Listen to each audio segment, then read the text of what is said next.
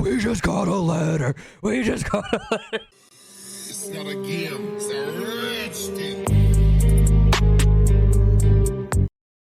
Yo, what up? What's up, Matthew? How you doing, man? How are you? What up? Hey, what's up, Phyllis? So, I think me, Phyllis, and India are gonna play Fortnite in a little bit. So, until then, I'm gonna react to this. I don't know what it's about, but Phyllis sent it to me. I don't know, is this the original Steve or is this the new guy? I don't know, but apparently some shit went down where he had to escape.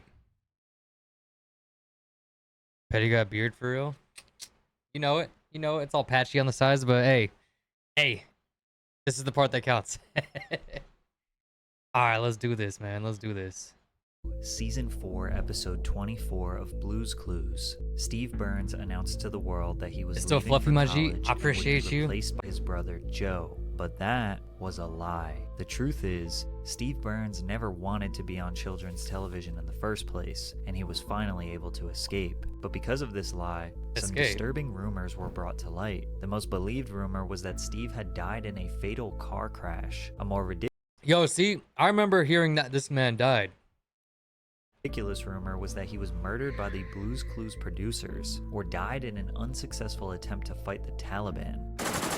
However, the most believable theory was that Steve was depressed, got addicted. Yo, Blue's Clues.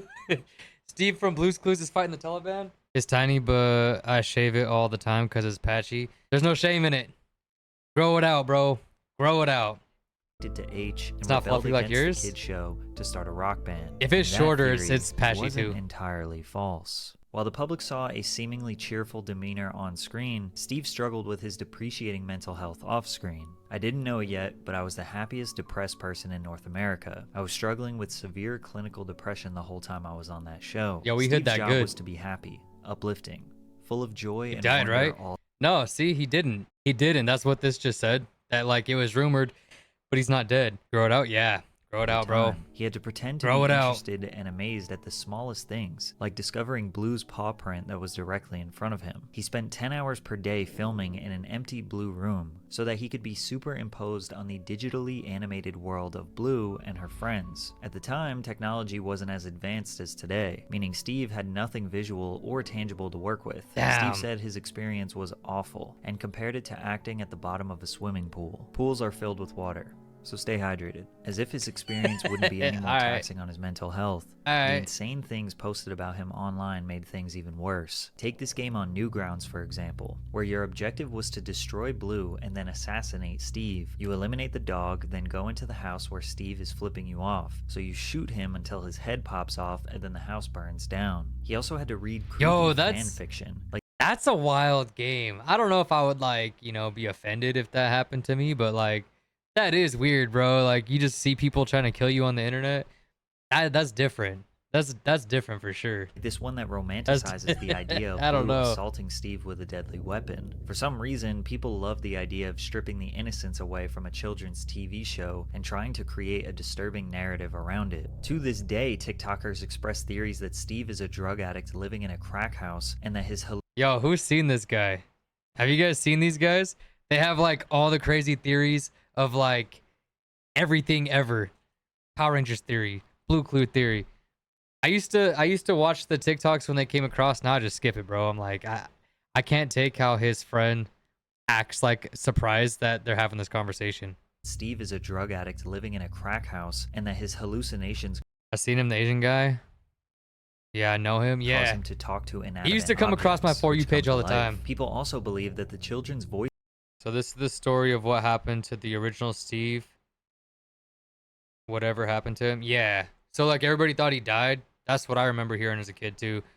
But this is the truth, I guess. Voices we occasionally hear are actually Steve's neglected children, helplessly watching him feed into his addiction. Or the reason Steve is excited whenever he gets mail is because it either includes the welfare check he plans to spend on more drugs or contains the drugs themselves. Most of the time, rumors like this are easily dismissed, but for some reason, millions of people all around the world genuinely believe them. It's likely that even you have some random conspiracy theory about Steve embedded into your brain. However, most people just thought he died. An easy one to disprove, but it still That's what I worried thought. him. I'm starting to think that maybe there's something people know that I don't know. In November 1999, the New York Yo, Times that's published crazy, an bro. article detailing Steve Burns' time working on Blue's Clues and described the show's impact on children. Most notably, the article addressed the unsettling rumors surrounding Mr. Burns' well-being. The rumors were so prominent that the talk show host Rosie O'Donnell invited Steve to appear on her show. I died a whole lot of different ways, Steve recalled. Rosie's kid is a big fan, so I just went on and said,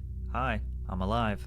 Bye." It was pretty easy to prove I wasn't dead. These rumors were so powerful that Steve felt the need to address Rosie O'Donnell's child with "I'm alive" because he knew children around the world were genuinely concerned about him. Because you have to keep it. Yo, that's crazy. Imagine everybody thinks you're dead. Like, that's got to do something. I get the whole, like, does everybody know something I don't? Have you guys seen the movie The Sixth Sense with Bruce Willis? Like, that kind of thing. No, you haven't seen that? Okay, so there's, like, the little kid, right? The, I see dead people. He's helping this kid who's seen dead people. And at the very end of it, he ends up being dead himself. I remember that movie, the kid helps the dead people pass to the next life. Yeah. And Bruce Willis, the main character, happened to be dead as well. That Blue's Clues was the highest rated premiere of any Nickelodeon program and became crucial to the network's growth. It was a pioneer in interactive TV. The original Blue's Clues engaged its preschool age audience by breaking the You guys fourth watch wall Blue's Clues? and speaking directly into the camera. Millions of kids around the world felt a deep and personal connection to Steve, which made these rumors more potent. It also made his exit from the show more detrimental. Mr. Burns was 22 when the show premiered, and as he approached his 30s, it was time to move on. Reveals the bald truth about his departure. I knew I wasn't gonna be doing children's television. Nancy loved it. It was a great because show. I refused to lose my. Yeah, bro. So like we didn't have cable growing up because we were poor. But like when we went to daycare, it was always on, bro. And I used to love it. I'm sure I haven't seen even half of the episodes because obviously like I only watched it at daycare. I refuse to lose my hair is a wild statement. I don't think you got a choice, buddy. My hair on a kids' TV show. Oh, on a kids' TV show. Steve knew that his Damn. baldness would ruin his boyish look and appeal. The network insisted that he wear a wig, but he refused. Combine this with his depreciating mental health, it was finally time to exit. He told the viewers goodbye in his final sentence. Yo, imagine losing your job because you went bald, bro. I refuse to lose my hair is wild. It is, bro. This man lost his job because he went bald. Damn. I feel that. I feel that. If I lost my job because of that shit, I'd be pissed. Send off alongside his new replacement Joe, and children around the world thought he was just going to go to college and he would return shortly. They were mistaken. Steve was not off to college. He was about to embark on his journey. Yo, he looks like what's that guy? Master of Disguises. Am I not turtle enough for the Turtle Club? This guy's suffering for real. Yo, tell me about it. It's already depressing enough going bald. Imagine you lost your job because of it too. But at least he got to keep his shit till he was almost 30. Like, of being the that's lead rough, singer but of a psychedelic you're almost rock 30, bro. band. Steve was interested in music way before Blue's Clues. Steve Burns attended Boyertown Area Senior High School in Berks County, Pennsylvania. a bald graduating Vector in from 1992. Despicable Me. He played in Yeah, you're right, bro. You're right. Hold on. I gotta go. Yo, that's him. He quit Blue's Clues and went to Despicable Me. about to Hey, what up, Kilo? How you doing, man? What's good? I'm good. How you doing? You still trying to play with us later? Y'all see it too? Oh yeah, definitely, bro. Yo, this is definitely him. Losing the job because of hair, bro. Nah, bro. Why'd they do that to him? I'm saying, man. This man went bald and lost his job. embark on his journey of being the lead singer of a psychedelic rock band. Steve was interested in music way before Blue's Clues. Hey, I believe Steve that. Burns attended Boyertown Area Senior High School I could see in that. Berks County, Pennsylvania. I could see this man being into psychedelics, bro. Like, you can't be on that show for that many years and not be high on something. I'm fading. I doubt I can stay up more than another 30 minutes. For sure, bro. Graduating in 1992, he played in bands called Sudden Impact, 9 Pound Truck, and the Ivies. He continued playing What we playing? Fortnite. music on the side while pursuing an acting scholarship at DeSales Defo another time, if not. University Yeah, in yeah, we could do Lehigh something on Valley. the Shortly weekend. after being discovered by an agent, Steve dropped out of school and moved to New York City to become a professional actor. In 95, Steve arrived at Nickelodeon under the He couldn't have done the rock hairstyles. That's sad. Bro, imagine he wanted to be like the big hair band type of rock from the 80s. he settled for the psychedelics because he didn't have the big hairsprayed hair.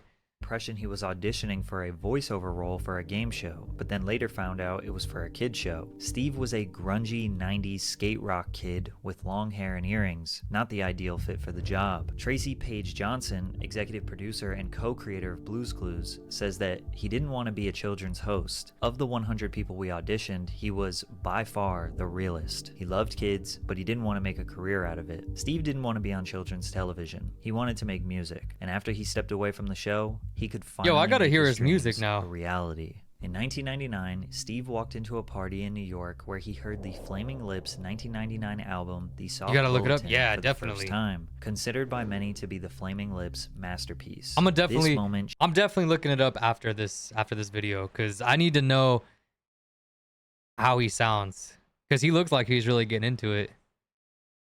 Like you can't hear it, but yo, he was into it, bro. changed Burns' life and reignited a passion for music he thought Blue's Clues had burned away. From there, he acquired Pro Tools and started writing songs. I had literally been doing nothing but talking to objects made of felt for 6 years. There was this weird creative constipation going on. Steve wrote roughly 35 songs in one sitting, but selected 12 to feature on his debut album, Songs for Dust Mites. Now it was time to get in the studio to record, so he contacted his favorite producer, Dave Fridman, who had worked with the Flaming Lips in the past. Interestingly enough, Fridman had just held a Blue's Clues themed birthday party for his children, so he was eager to see what creative potential Steve had. Steve sent Dave some demos, assuming he'd think they sucked, but he got the opposite reaction. Dave liked it, and he asked if Steven Drozd, the drummer of the Flaming Lips, could come and work on some music with them. In a dream world, even Blue's Clues... I'm gonna take a guess though and say it's not that good, right? Otherwise, like, he'd be a rock star, or like we would hear of his music or know that he was doing music. Or am I tripping? You guys think it's good? It slaps, fuck you mean?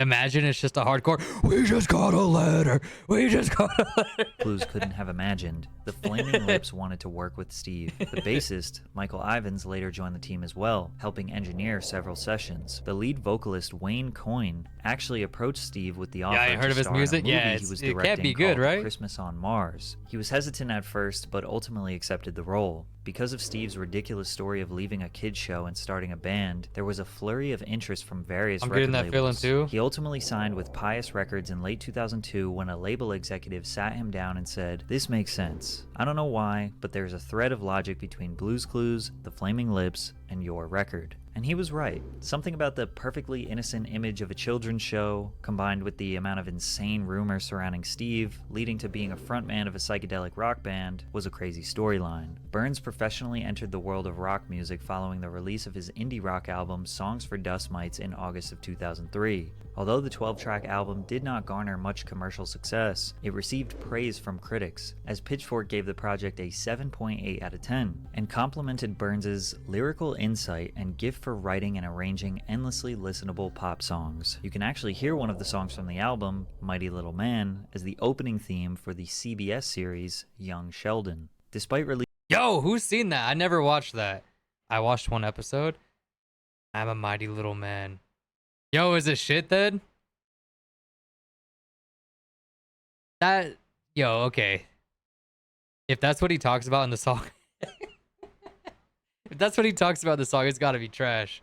Releasing music and starring in a horror comedy film called Netherbeast, rumors surrounding Steve's death resurfaced on the internet again. Burns told MTV in late 2007 that he was starting to take it personally. "I guess the world would prefer that I was dead, but I'm not listening. I should really just create a website with my vital statistics on it. It could be live. There has to be a way I can hook up a heart monitor to my computer just to let people know I'm alive." To this day, Steve's Instagram handle is Steve Burns Alive, with a bio that reads, "I've seen the meme." Unfortunately for Steve, he didn't exactly become the rock star he dreamed of being. Most of his buzz from his first project was earned due to the juxtaposition of his Blue's Clues career. After that, he started another band, Steve Burns and the Struggle, alongside the Flaming Lips, Steven Drozd, and a million billion... This guy keeps dying and getting resurrected. Yeah, facts, bro. Like, why do they keep killing this man off before it's even his time? I didn't watch Big Bang that much, to be honest. Yeah, I feel like I've seen like 20 episodes, maybe. By Steve Catching Strays, though, yo, they're straight up putting this man down.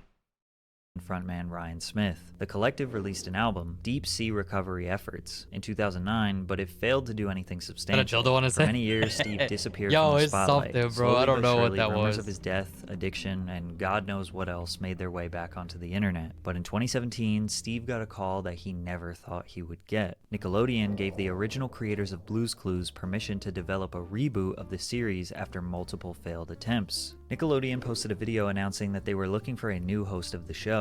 Steve helped the creators during the casting process, and after 1,000 auditions, they eventually selected Josh Dela Cruz, who was an understudy for Disney's Aladdin on Broadway for 5 years. Dela Cruz would play Steve and Joe's cousin, Josh. Steve was initially reluctant to continue his association with the show, but was persuaded by its fans on social media to write, direct, and appear on the show. The reboot, Blue's Clues and You, has been a huge success following its premiere, producing 4 seasons before being renewed for a 5th early last year. Keep in mind, most people had no idea this even happened. Unless you have kids or very young siblings, you probably never knew that Steve returned to the show. But in 2021, Nick Jr.'s Twitter account posted a video for the 25th anniversary of Blue's Clues featuring Steve. And I feel like I've seen something about this. You got a second? Okay. You remember how when we were younger, we used to run around and hang out with Blue and find clues? Yeah, no, I definitely seen this. I definitely talk seen to Mr. this. Salt, freak out about the mail and do all the fun stuff. And then one day I was like, oh, hey, guess what? Big news. I'm leaving. This is my brother Joe. He's your new best friend. And then I got on a bus and I left. I don't Twitter, not gonna lie. See each other You're not missing much, bro. Really long time. You're not missing much. They keep changing it and making it worse.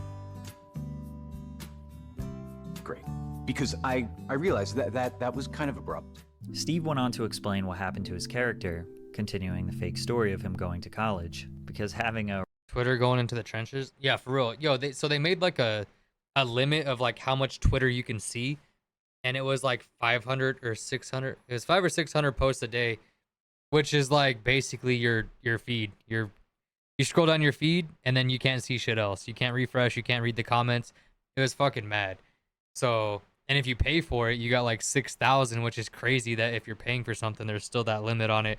Yeah, I don't see it lasting much longer, bro. Something's got to change. A really unsuccessful rock band was not the narrative Nickelodeon wanted to continue, but his ability to speak through the camera and develop a one-on-one connection with the viewer resonated deeply with Blue's Clues fans. It's like we were all 5 years old again. The post was retweeted 700,000 times and liked by 1.9 million people. I think the overwhelming engagement is a huge testament to how powerful these rumors were over the years. Literally millions of people around the world thought he was a criminal, a drug addict, or dead. It's almost as if people wanted to believe them, because the rumors were debunked numerous times over the years. So for him to essentially return from the shadows after 2 decades was shocking for so many people. This return finally put the rumors to rest. Steve Burns is not a child predator, he is not a drug addict, he is not a criminal, and most certainly not dead. Although he didn't want to be in kids' TV originally, he doesn't regret it at all. I hope I'll be remembered for that show for the rest of my life. That will always be. He said this guy's actually suffered, you know? Yeah, no, for real, bro. Hey, but like, it looks like it worked out. I mean, he got to make a lot of money. I'm hoping he made a lot of money. A part of my identity, and I'm totally cool with that. Today, Burns travels to colleges around the country to speak to students about mental health because those rumors destroyed his, and now he's using that to help you improve yours. That's cool. I like that. I like that. All right, let's check out his song. It's giving green mid chili peppers. Yo, I hear that early 2000s sound, but holy fuck, that was terrible. Yo, he was running so much in that music video because he was trying to run from death. They keep killing him off, so he just keeps running. But nah, I mean, fuck, respect to Steve, bro. I didn't get to watch Blue's Clues too much when I was a kid because we were poor and didn't have cable, but like, from what I did watch, I really liked it. So, I mean, respect to Steve, all that. And thanks for watching, everybody. Don't forget to like, comment, subscribe, all that stuff. And I'll see you in the next one. Peace. It's not a game, it's a rich thing.